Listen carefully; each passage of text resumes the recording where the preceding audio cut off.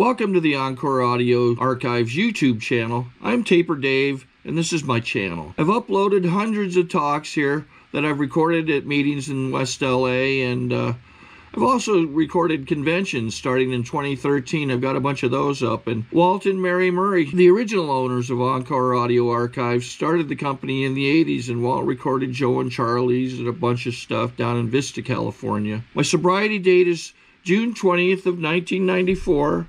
I hope you find something you like, so please like and subscribe to my channel and comment down below. If you want to hear something that I don't have or that you don't see, I'll see that I get it. Anyways, take care and have a great day if you want to. Let's welcome today's speaker, Tina.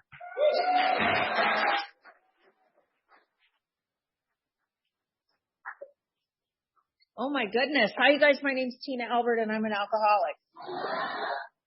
I'm super grateful to be here and be sober this morning. And gosh, welcome to those of you who are new to Alcoholics Anonymous. I'm so glad you're here. And congratulations to those of you who took chips and celebrated your anniversaries with us. I love Alcoholics Anonymous. I used to think I was the most important person in the world, but Sarah blew that for me. I guess it's you. Who knew? God, I love Alcoholics Anonymous. So I'm supposed to share with you guys in a general way what I, thank God for the general part, what I used to be like, what happened, and what I'm trying to be like today. And I guess I have about 2 hours and 15 minutes to do that. Right? If you're new or relatively new here, or shucks, if you're not new here, and you're having a hard time staying here, welcome. I've been both of those things, and I think the most important the most important thing that I can say this morning is that I love Alcoholics Anonymous, and if that's all you hear, it's enough. My sobriety date is the 10th day of October in 1984. And I can assure you that I did not come into Alcoholics Anonymous on the 10th day of October in 1984 to get and stay sober for 38 years, 4 months, and 6 days. But who's counting? I just came in here to take a break because I was tired. And you guys have afforded me a life beyond my wildest drunken dreams as a result of sticking around in here with you. And one of our birthday celebrants said it, I believe your name was Jim. I could never repay Alcoholics Anonymous for the life that you guys have given me. Never in a million years could I repay you guys for the life you've given me. I was a weird, uncomfortable, funky kid. I was raised in Manhattan Beach. I was 5'8" in the 7th grade, and I had long, stringy, reddish hair, buck teeth, and freckles. And I went to school with a bunch of little girls that were 5 feet tall. They all had long, flowing blonde hair, sparkly blue eyes, and really pretty surfer chick tans. And I would look at them and see like these prepubescent Pamela Andersons, and I would look in the mirror and I felt like Pippi Longstocking on crack, like just uncomfortable. And I see a few of you in here this morning, and I've worked through that resentment, so you're welcome to stay. Like, I was so broken, you guys, and I had no idea what was wrong with me. I was raised in that little beach community. I used to sit around the dinner table with my brothers and sisters and know that my mom loved them way more than she loved me. And I'm an only child, so that'll give you a little peek into the way that my brain works. Like, oh my goodness, I'm not much, but I'm all I think about. And I'm weird. I'm uncomfortable. I don't fit in. I'm not a part of. I don't know how to do anything that you guys seem to know how to do naturally. And I'm consumed with fear, although I don't ever like admit that to you. I used to say like, I'm not afraid of anything, but the truth is like I was consumed by fear. And it wasn't like fear of snakes and snails and puppy dog tails or whatever little girls are supposed to be afraid of. My fear was that that there was something grossly wrong with me, and I had no idea what it was, and I was afraid you guys were going to figure it out before I did. So I was constantly trying to cover up these broken inadequacies, and oh my God, I was just a nightmare. And in the 7th grade, my best friend Carrie decided that we were going to cut school and go to her house and drink scotch. Yes. And I went to her house. We cracked a paper seal off of a 5th of scotch. I took a big pull off the scotch bottle. It burnt all the way down. It burnt all the way up. It burnt when it came out my nose. Like, it was just gross. And I wasn't going to drink any more of it, but I watched my friend Carrie take a pull off the bottle, and I saw something happen to her. Like, her face got a little bit flushed, and she started giggling, and she wasn't worried about getting in trouble for cutting school. And so I took the scotch bottle and I plugged my nose and I held my breath and I chugged the scotch. And I don't know where I came up with the idea that if I didn't inhale while I was drinking the scotch, that it might stay down. It was just like one of those things that like planted itself in my brain, and it was a knowledge that I had with no previous knowledge of that. And if you knew that when you were 12 years old drinking scotch, you might belong in Alcoholics Anonymous too. I'm just saying. And I'll just fast forward through that afternoon. I drank too much. I puked all over her living room.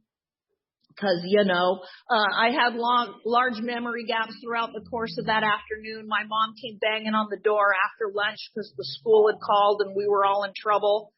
And we jumped out Carrie's bedroom window and climbed over the backyard fence, and I was off on Pippi's first grand adventure. And I had a blast. You guys had climbed the water tower in Manhattan Beach, and we were running through backyards. I was hiding in your dog houses, and we were running from the cops, and they weren't even chasing us. Like, it was just so much fun. At 4 o'clock that afternoon, I knew I was in trouble and I couldn't go home, so I stole a bicycle from the continuation school. I put her 9-year-old brother on the handlebars of the stolen bicycle, and we ran away from home, because why not? And I pedaled Sean and I all the way up to East L.A.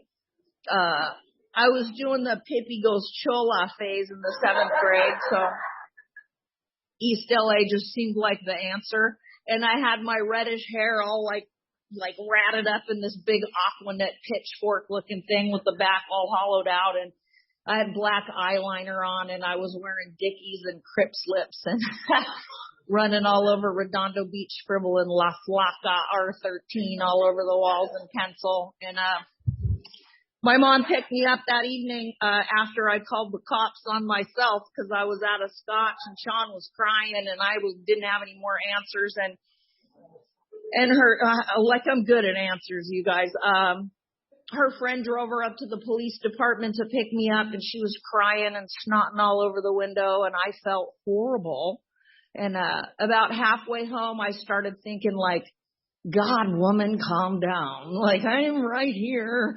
And I came to Alcoholics Anonymous singing that alcoholic theme song. Like, my drinking really doesn't affect anybody but me. And I hurt myself way more than I harm anybody else. And the truth of the matter, as a result of some like jerk sponsorship and inventory, what I've learned is that I splatter all over everybody in a 50-yard radius when I'm drinking.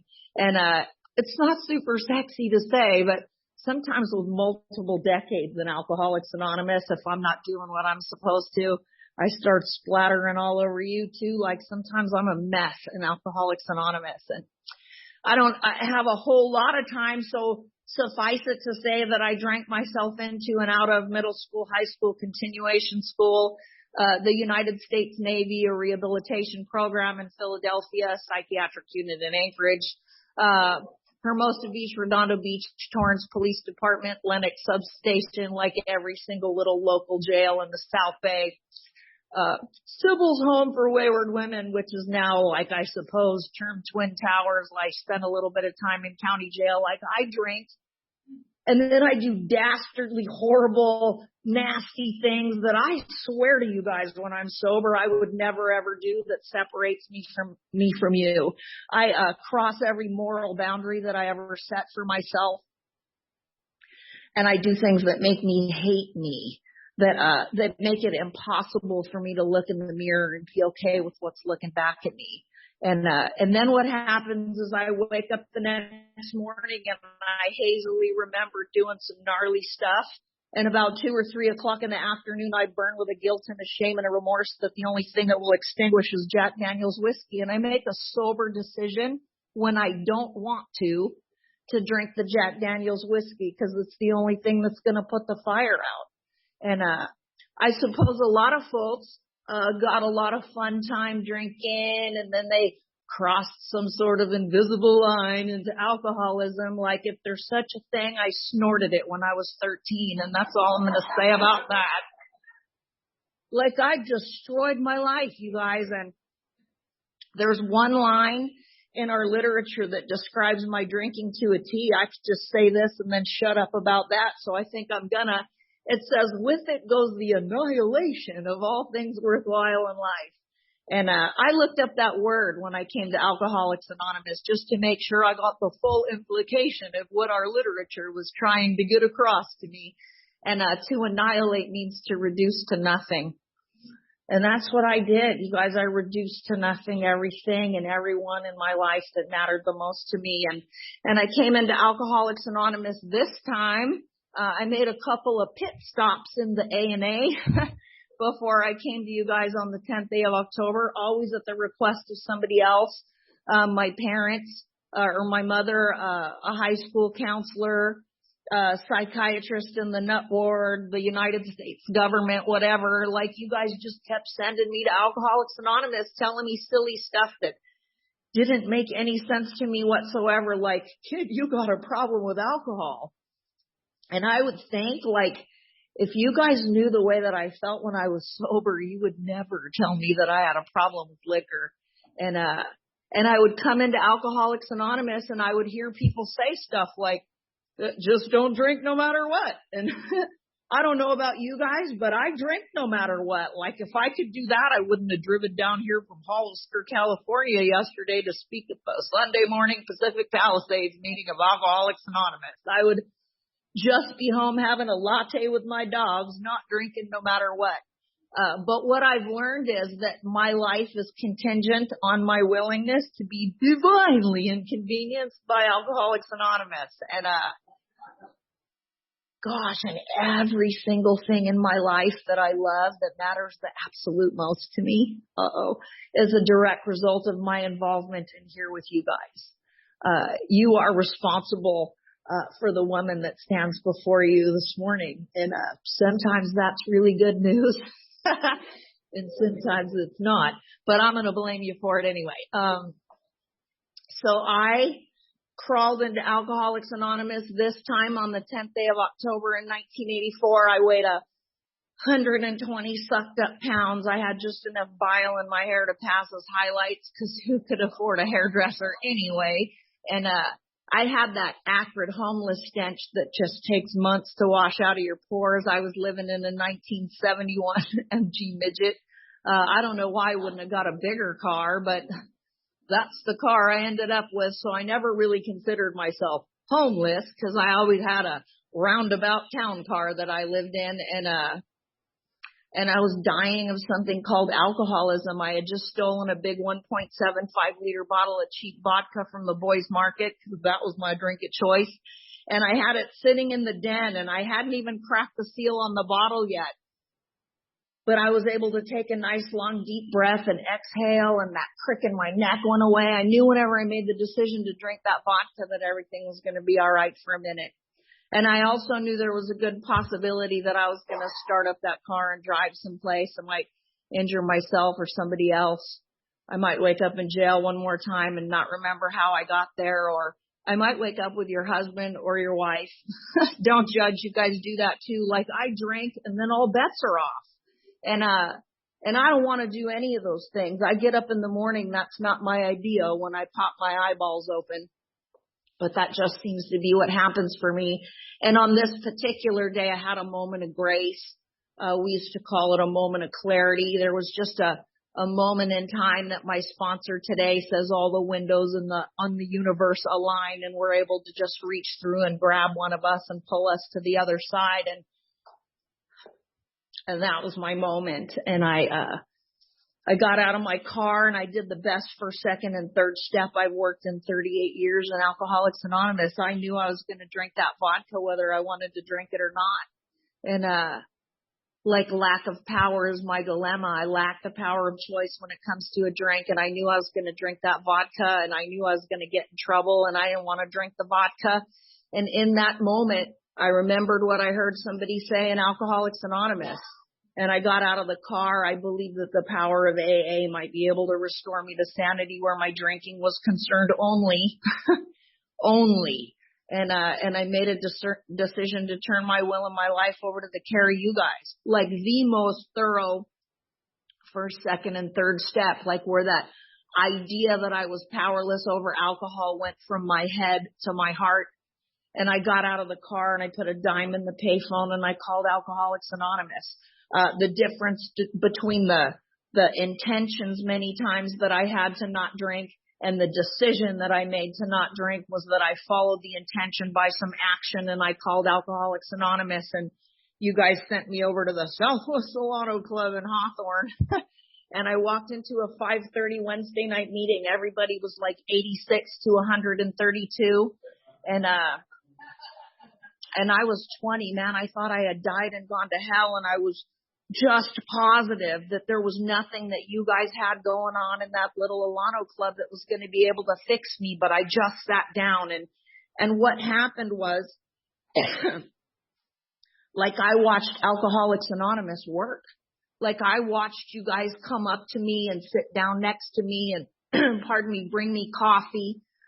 A half a cup at a time, because you knew in a minute I was going to start shaking and spill it all over you. You guys fed me orange juice and honey that was so thick I had to chew it. It was just gross. And because you knew I was going to detox, and I did just that. I detoxed in your midst, and I was so smelly. I used to steal soap from the boys' market and go down to the sand showers in Manhattan Beach to wash up. And the parents of my friends that I went to high school with would come rolling past me on the bike path, and they would look at me with that look on their face that said, I used to let you in my home to spend the night with my daughter. Like, would you look at yourself? What happened to you? And I would just look at the ground, and I came to you guys staring at the ground. I knew what kind of shoes all of you wore. I knew every cigarette burn on every one of those long tables in that little Alano club. I couldn't make eye contact with you because I was dirty on the inside and dirty on the outside, and I hated myself. And you guys were so incredibly kind to me that I just stayed. I just stayed for a meeting. And then I was going to leave, and you guys came outside and you brought me back in, and I stayed for one more. And then you took me to something called fellowship, where you force-fed me coffee until 2:01 a.m. trapped in the inside of the booth so I couldn't escape. And then you disappeared and went home, and I would go vibrate back behind the Alano Club in that little 71 mg midget when the secretary of the 6:45 meeting would come out and bang on the window and wake me up and let me come in and eat all the jelly donuts I wanted before you guys got there for your attitude adjustment meeting. And I went to 4 meetings a day. I got a sponsor, and I started taking actions that didn't seem to have any bearing whatsoever to the problems popping off in my life. Like, they seemed preposterous. I would tell said sponsor, like, he broke up with me. And the sponsor would say, go wash the coffee cups. And I'm like, how is that going to get him back? But I just took action. You know, I just took action that seemed stupid, that didn't have any bearing whatsoever. And my life started to change in your midst. And I don't know what time I'm supposed to shut up.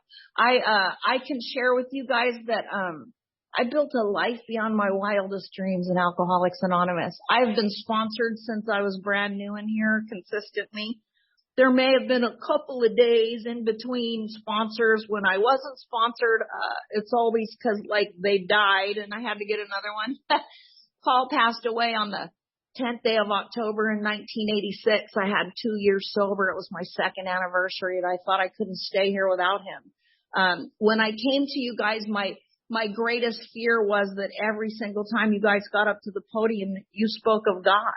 And the belief that I had, unbeknownst to me, like, I believed that I didn't believe in God. But what I found out a little bit later was that I had done some things and been some places that had me think that God didn't believe in me. It was a little bit twisted, but it's much easier to disavow belief in the power than to think that you did something that puts you outside of the grace of a loving God. And you guys would get up to the podium and talk about God, and I would sit in the front row and go like, just to make sure you knew that I hated your topic of conversation. And you guys would tell me dumb stuff like, if God runs you out of AA, Booze will run your rusty butt right back in here. And I just stayed here with you guys. And what I found out is that there's nothing in my life that a drink is ever going to make any better. I built an amazing life in here. I was sponsored by Paul for 2 years. I was sponsored by this lady, Connie, for a bunch of years. And every other word out of her mouth was God, and every other word out of my mouth was God. And I started to come up with a new idea about a power greater than myself. And I started to do my best to form a relationship with the power and look at old ideas and come up with new ideas. And my life over the course of 38 years in here with you guys has been a series of surrenders. You know, like I came in here in 1984 and the only thing I was willing to cut loose with was my drinking for a minute, because I didn't want to stay. I didn't want to take the steps. I didn't want to be sponsored.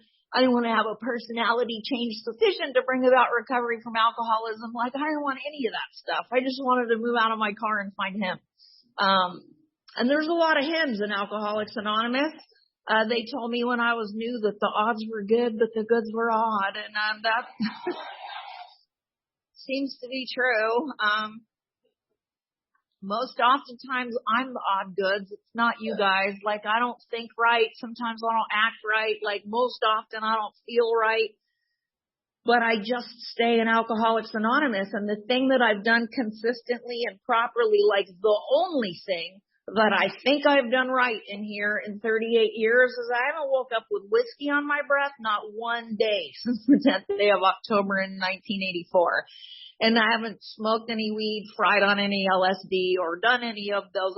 Like, I like to call them condiments because everybody likes a little ketchup and mustard with their hot dog, if you know what I mean. Like, I haven't done any of that stuff since the 10th day of October in 1984.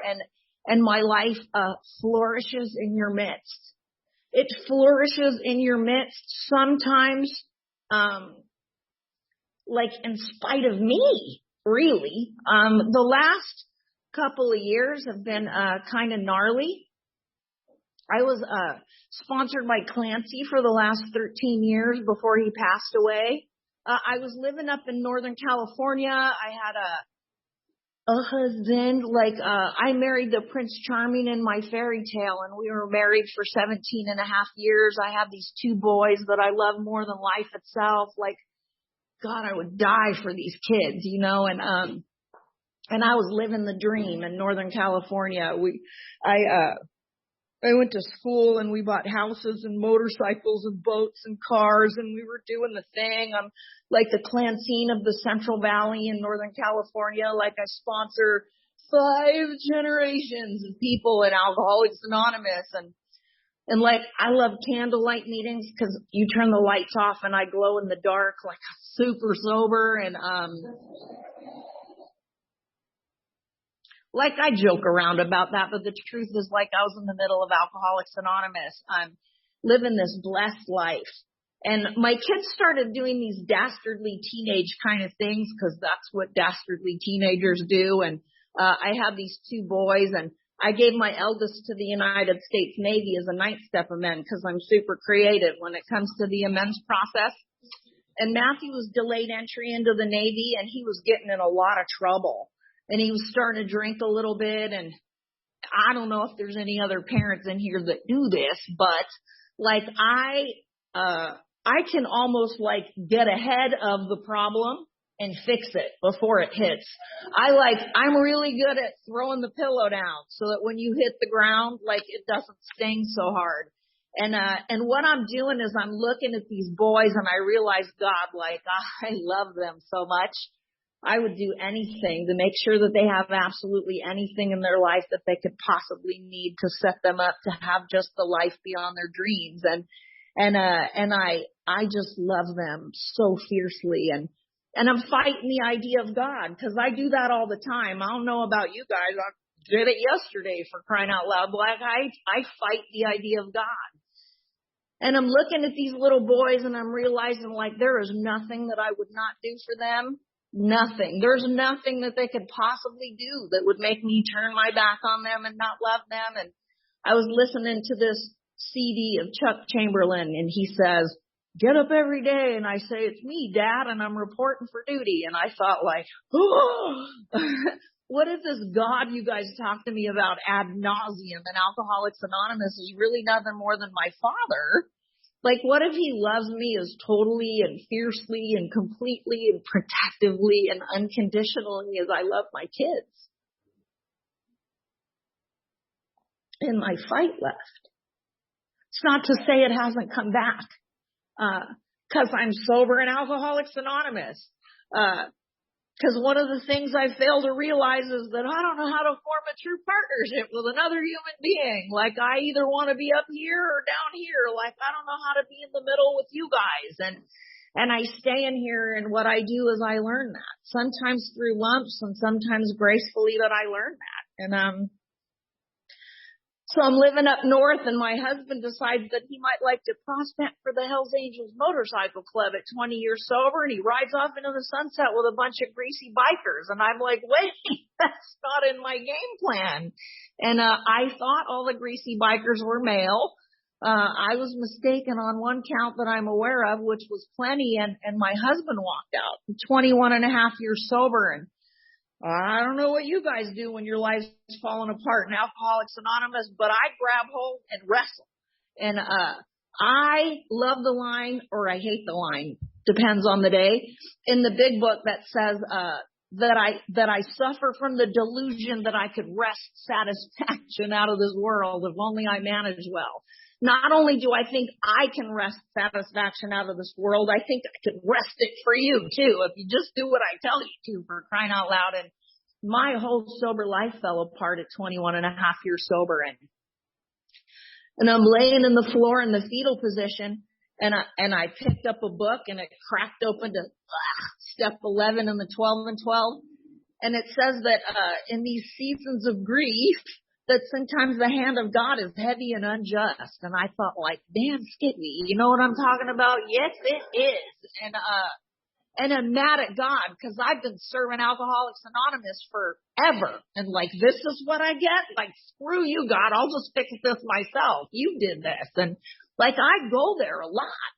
And I love the fact that what it says, the paragraph after that, it says that we are seized at times with a rebellion so sickening that we simply refuse to pray. Then it says, like, we shouldn't think too poorly of ourselves. We should just continue the process as soon as we're able. And laying on the fetal position on the floor with no other alternatives, like, my foxhole prayer sounds like I got nothing. I got nothing. Like, you need to do something, because I got nothing. And when I get to that place, Spirit does. Like, every single time, Spirit does. But that's always the last thing that I'm going to reach for, because I'm just a little defiant and rebellious. I don't know if you can relate with that. But Clancy passed away. I went to Clancy as a sponsor when Chris left, because I was dying of untreated alcoholism in the middle of Alcoholics Anonymous. Like, doing my thing, living my life, fixing my stuff. Like, no God, no steps. Thank you. And I went to Clancy, and as some of you guys may know, he passed away in 2020, August 24th. And I went to Sharon accidentally on August 26th, because I can't be left unsponsored. Like, I make messes. And so I accidentally asked Sharon to sponsor me on a Wednesday, and Friday my son was in a motorcycle accident, and it was an awful motorcycle accident. And I was caring for my mom, who had like a rapidly progressing form of dementia, and Maddie's in the surgical ICU unit in San Jose in Santa Clara Valley. And he lived for 69 days before he passed away. And every single day,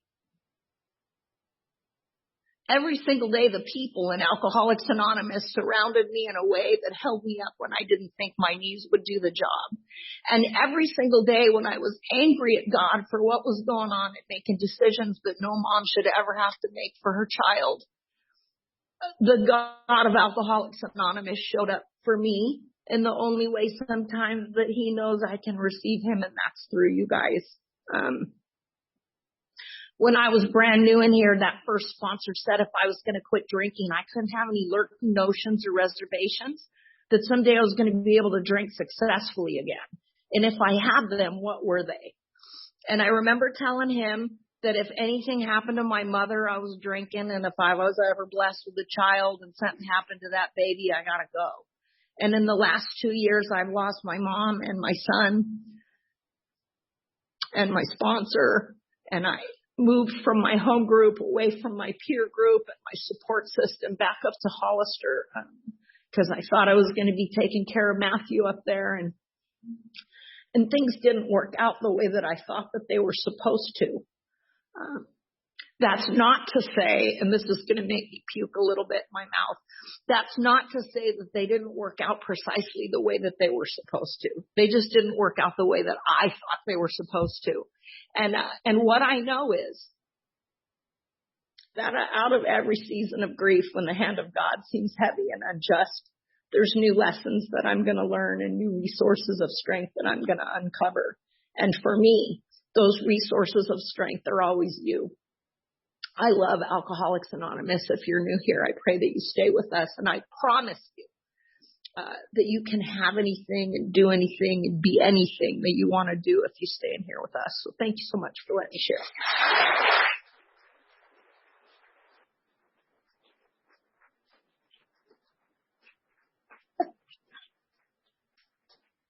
Is there a break, or we just go right into the questions? No, honey. I was afraid she was going to say that. No, honey. Okay. Does anybody have any questions? It's kind of prophetic that you put the tissues down there. I don't know how you knew. Yay, a question.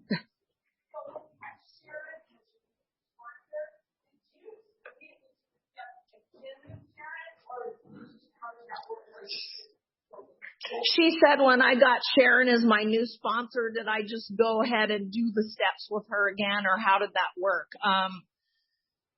No, is the answer to that. Because Sharon was sponsored by Clancy also, we were kind of, there's some actions that we took on a weekly basis as far as checking in and emails and bringing forth anything that we needed help with. And then I would send the email to Clancy, and then he would have it on his desk just like a fourth grade teacher with the red marks all over it, the stuff that he was going to attack me with. So when I went to Sharon, it was kind of the same thing. Like, we've got a daily 10, 11, and 12 step practice. And I get up regularly every morning and I read a little bit. I used to pray and meditate a little bit. Sometimes I do, and sometimes I'm a little defiant and I don't. I do gratitude lists and daily 10 steps, and I share those with her, and then we talk about the things that we need to talk about.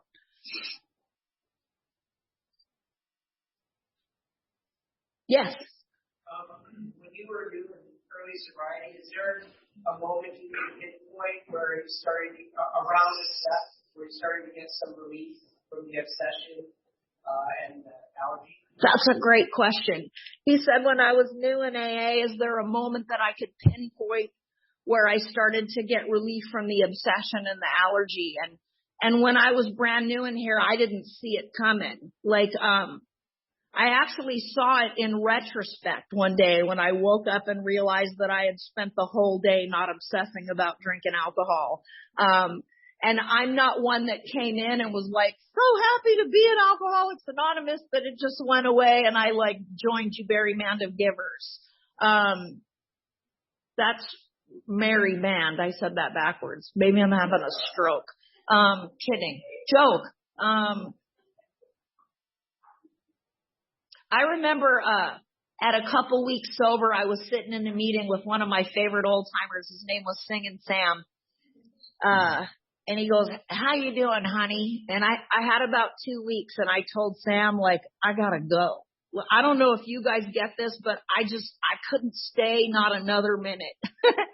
And I was going to leave. And Sam told me, "You can hang tough for just one day. Can't you, baby? Anybody can hang tough for just one day." And I sat through the meeting, and somewhere in the course of that hour and a half, something shifted in me, and I couldn't imagine coming back tomorrow and telling Sam that I didn't hang tough, because he believed in me more than I believed in myself. And I stayed through that meeting. And then I remember vividly at 6 weeks sober, Birch had this old timers meeting the Friday after Thanksgiving. It's every Friday after Thanksgiving. And we would put all the old timers up on the stage in their varying stages of decay. And my sponsor, Paul, had oxygen with a cigarette hanging out of his mouth. And, you know, my mama Helen had a patch over her eye and no cheekbone because she had lost her eye to cancer. And my friend Bob had a prosthetic limb and a walker. And I was sitting in the front row dressed like a hooker because all of the Al-Anon women in my home group gave me their teenage daughters' clothing that was too offensive for their kids to wear just to get it out of their closets. And I'm sitting there, and this lady named Helen Louise got up to the podium, and she was in a full-length mink coat. She had diamonds on all of her fingers, and she draped herself over the podium, and she said, "Wear your sobriety, honey." And I thought, like, I am. And then you guys gave me that tagline, "Now if you want what we have." And I thought, oxygen walkers and canes, oh my, like, I don't want anything you guys have. And I had 6 weeks sober almost to the day, and I realized that night I wanted everything that you guys have. And it wasn't Chuck's Cadillac out front, and it wasn't Frank and Francie Priest's beautiful marriage, and it wasn't Mike and Norma Enson's home by the beach. It wasn't Kathy's job at Northrop. Like, I wanted that sparkle that you guys had in your eyes. And I wanted the ability that you guys had to just breathe, like, in and out over and over. Quite annoying. I wanted the ability you had to laugh because something was funny, not at you, but just because something was funny. Like, I came in here and laughed in French, like you'd spill your coffee in your lap, and I'd go, like, just obnoxious. And 6 weeks sober, I realized I wanted to be with you guys. And had I known that was going to happen, I probably would have left first because I didn't want to stay here. But at 6 weeks sober, what happened was I went all in. And my entire experience at Alcoholics Anonymous changed upon my moment of commitment to Alcoholics Anonymous. Chuck used to say that his obsession, Chuck Chamberlain, his obsession to drink alcohol left him upon his moment of commitment to Alcoholics Anonymous. And there's something about going all in that closes back doors for me. I'm super grateful for that. Yes, darling. I love you more. You mentioned having male and women sponsors. Have you found there to be a difference? Yes. She said that I mentioned having male and women sponsorship, and have I found there to be a difference? And I most assuredly have. Most often, up until Sharon, as a matter of fact, I've been sponsored by dictatorial jackasses and Alcoholics Anonymous. Pardon my French. Paul was awful. And I often say that and we hear this all the time, whatever. I think I started it. We often say that I think he cared more about saving my life than he did sparing my feelings. He was mean when I was brand new in Alcoholics Anonymous. And oftentimes I think that's the only thing that I was able to hear. And then I left him and I went to Connie, and she actually was meaner. And well, we all know Clancy, so I'll say no more about that. I really, I think I came to softer, gentler form of Clancy about 13 years before he passed away, and I'm super grateful for that. We all say that we were his favorite baby, but I really was. Don't tell Sharon. And then I came to Sharon at 36 years sober in the middle of like a crisis in my life. Well, I didn't know there was going to be a crisis until 2 days later. And what I got from Sharon was more than I ever could have expected. She is, you're going to make me cry. I thought I was pulling it off. She is the most kind and loving and gentle and nurturing woman that I've ever met in my life. And I come to her and I tell her like bad stuff. Every couple months, one of the things that comes out of my mouth to my sponsor is, I'm sorry I made you look bad. Because I do really dastardly stupid stuff when I'm like up against it. This is a super funny story. I have a minute, I'll tell you. I was at the Wednesday night meeting and this crazy lady had been attacking my sponsee every single Wednesday, and my sponsee would call me up crying. And then I went down there to give Lauren her cake, and one of my favorite little girls in our meeting was scrooched down in the seat, and she was crying because the lady screamed at her and told her she needed to move because she couldn't see over her hair. And it like got something in me. And what I realized later after doing some inventory is like I was looking for the lady because I was a little pissed off. And the longer I looked for her, the madder I got. And by the time I found her in the parking lot and she told me to shut up, I kicked my shoes off and I was going to go to jail. At 38 years sober. And what I told Sharon came out after the meeting and I told her what I did. And what she said was, honey, I hate it when you hurt yourself like that. And what I need is, damn it, Tina, like what's wrong with you? But the truth of the matter is I do that all by myself. Like I didn't need her to do that for me. I know how to inventory and know that I'm going to drive back next week and try and fix my mess. And that's a result of Alcoholics Anonymous. What I find with at least Sharon, because she's only my second woman sponsor, is that I have had people and I have beat myself up my entire life. And her approach with me makes me go inward in a way that like the lash does not. I hope that answered your question. Am I done? Crikeys. No. No, you're not done. Yes. Question back there.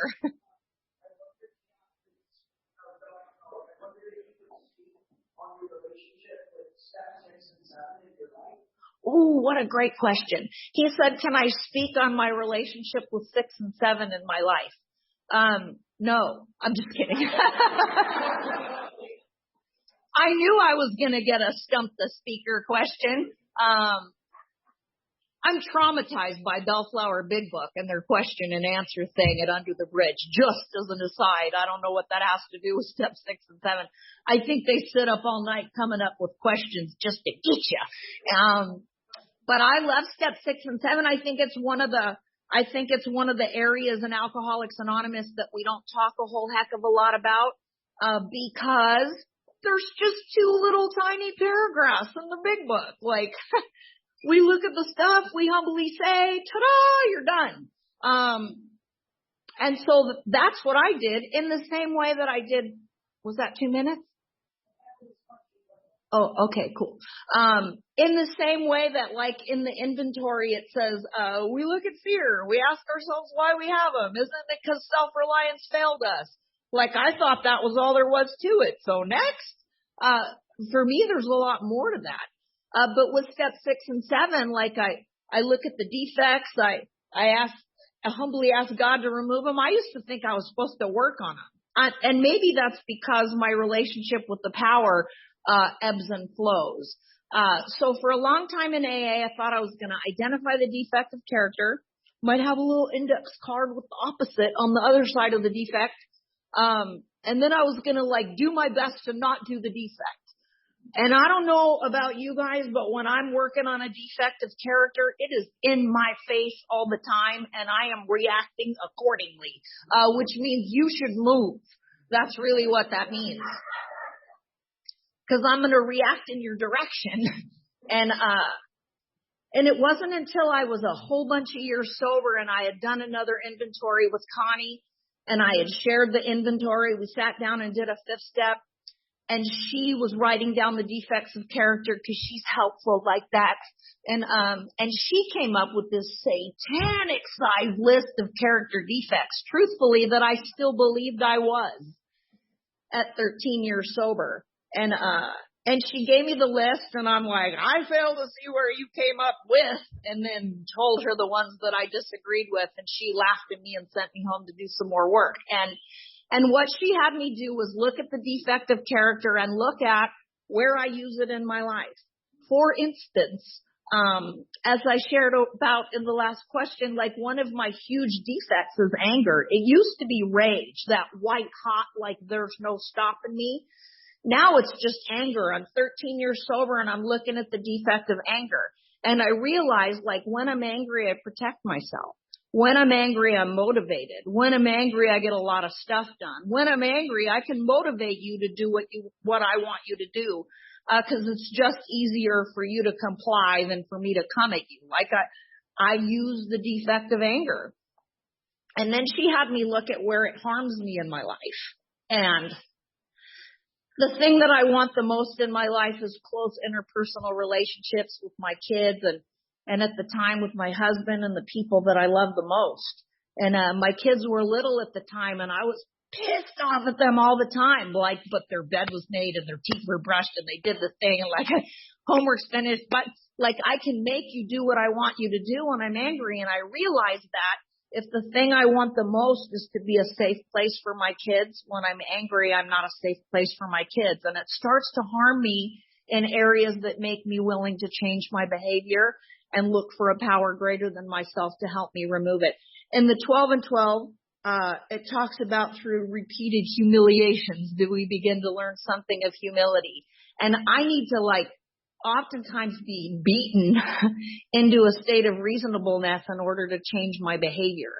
And because I am selfish and self-centered still, sometimes to the core of my being, like when the behavior becomes objectionable enough to me to make me change, that's when I'm going to start doing something different. And our 12 and 12 says that, if God has removed the mania for alcohol, why wouldn't we believe that he would do the same thing with all of our other defects of character? Left to my own devices, I can't. But he can. So, thank you. Yes! Can I sit now? I think we got a great talk going on here. Thanks for watching the channel. Taper Dave here. Just curious, do you think this is better than Zoom? Okay, this is how I prepare my drone for launching. I like to do it inside the cab of my truck so I'm not standing outside in the weather. To install the joysticks for control, up and down, right and left, powered on. I have an Android phone that I use to connect it to the drone with. And it's actually controlled through the iPhone, through an app. Oops, wrong way. It's actually controlled through the iPhone, or through this Android phone, through the app. It's actually controlled through the Android phone, through an app, and you connect it through this short connection right here.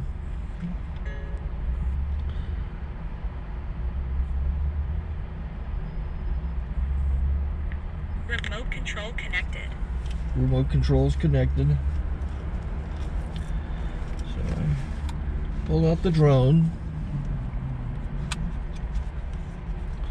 I have to extend the legs. Long legs extended first, then the short legs. Remove the gimbal protector. Set that aside, then power it on one short burst, then one long burst. I lay it down. So I have to go to calibrate. So the drone's not connected yet. It shows you here as this drone gets disconnected, even though the remote's powered on. So the drone has to establish it's connected. So I go into the app to calibration mode.